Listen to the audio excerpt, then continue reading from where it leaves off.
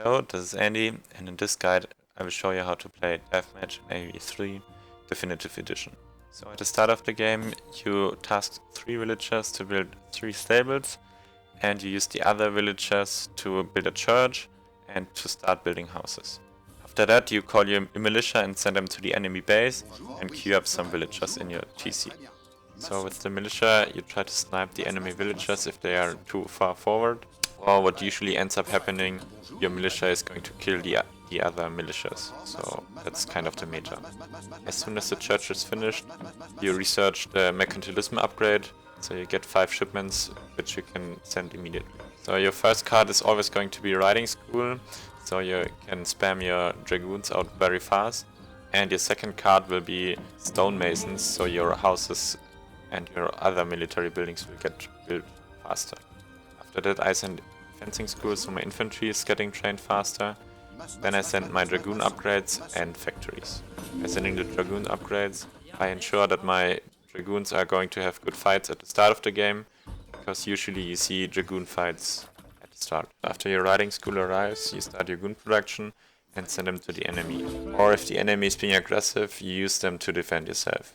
So when you are being aggressive with dragoons, you want to snipe some villagers and maybe even get a factory kill, but you don't want to lose them, so if there are fights which don't favor you, you just go back. After your barracks finish, you start your skirmisher production, so in case the other one is going goons, you have the counter ready. Usually after your barracks are finished, you get a foundry and you start producing outposts to secure the map. So some thoughts about the foundry: you use it depending on the situation. So if the enemy is pushing with much infantry, or if he is overcommitting on infantry, you get some horse artillery.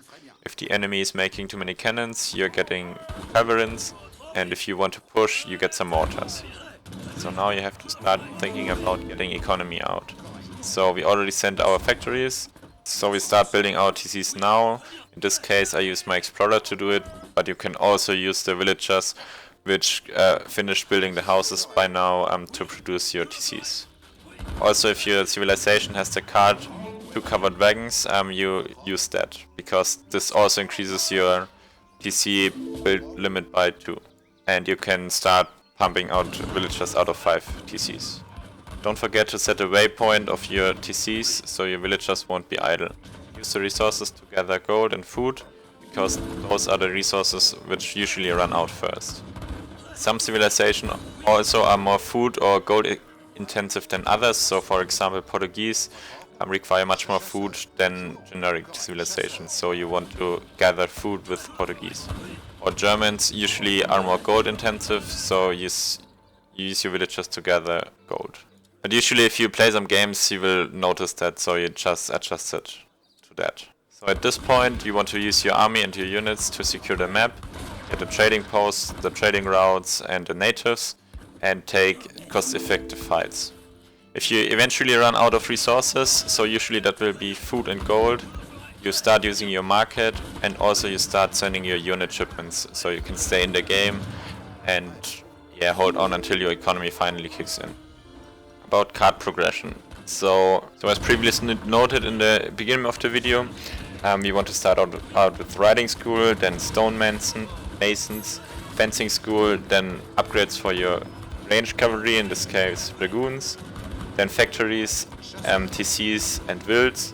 After that you go for the rest of your units upgrades, and as soon as you run out of resources you start sending your unit shipments to stay in the game and to stabilize.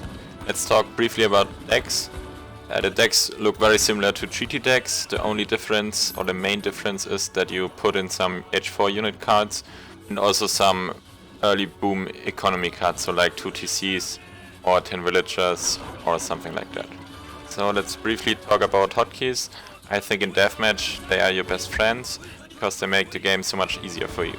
So I think the most important hotkey in Deathmatch is the shift key, because you use this to quickly build all your houses, your stables, and also to queue up your units so they always have something to do. So for example your explorer or your villagers will not just stand around idle. Some other good hotkeys I use are the select all TCs. the attack move, the find explorer and the home city view. Usually I put my production, so my barracks, my stable and my foundry into 3, 4 and 5. Maybe TPs also if I have some, so native TPs that is. And yeah, but you could also use the select all barracks and select all stable hotkey if you want. So let's talk about civilizations real quick. What are good civilizations for deathmatch? Generally you can say that all European civilizations are good for deathmatch. Of course there are some civilizations which are stronger than others, but you can justify playing all of them. The best civilizations in deathmatch for me are Germans, because they have very strong ranged cavalry, so that's the war wagon.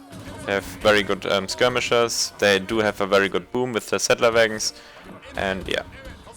The Portuguese are very good too, for similar reasons to the Germans. They have very good dragoons, they have cazadores, which are a bit stronger than skirmishers, and they also have a very strong boom with, I think, 6 TCs. The Ottoman are also strong civilizations because they have a very strong boom. They can have up to 5 TCs and villagers don't cost anything and get created automatically, so yeah, so you always will have a good eco at some point. And the units are also really strong, the Abu gun especially.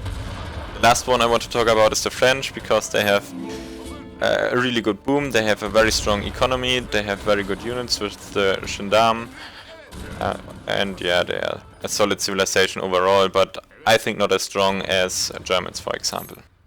In deathmatch you generally avoid to play Asian civilizations because they are really lackluster.